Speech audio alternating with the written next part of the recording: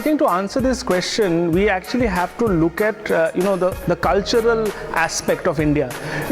Young people so far, in all these years, have grown up being told that when you grow up, you have to be successful. And always the mantra for success, or the road to success, is always very clearly paved out. And that mantra is that you become an engineer, or you become a doctor, or you become certain of these professions which are seen as very credible in the eyes of society, and definitely so, because you're actually doing something for society.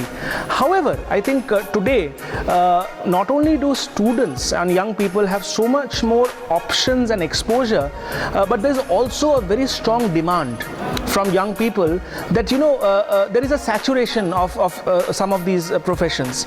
Secondly, their calling is something else. So they might be getting paid a lot, they might have job security, but somewhere they feel that lack. There's a lack of meaning, and they all want to give back. And I think that in India, and given our very strong education system, and given of course our very strong family value system, children today know that unlike the West, where after a certain point parents tell them that you go and you do what you want to do, don't expect any support from us.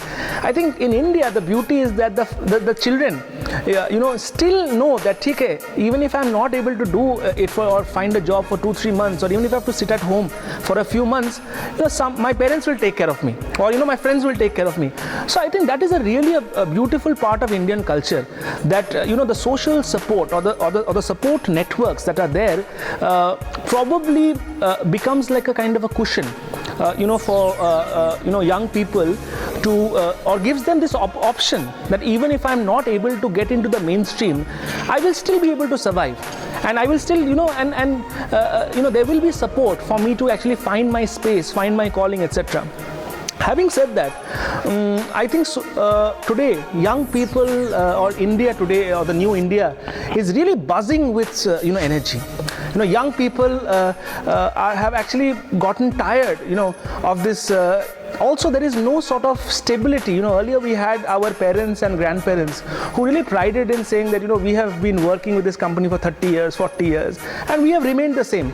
I think today there is an upward mobility. With the aspirations of young people, they are getting bored very easily.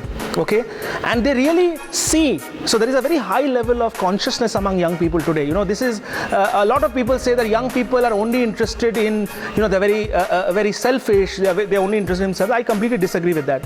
I think that young people today are extremely conscious about what's happening around them. They're very aware that what are the development challenges like poverty, unemployment, and all of them want to do something. They all want to do something. I think where we come in as mentors, as academics, and as enablers, is for us to actually tell them that what is it that you can do. So that kind of a mapping or some sort of a mentoring or coaching, I think needs to come, and then I think that social enterprises will really be the answer for solving some of the most pressing development challenges of our country, of our times.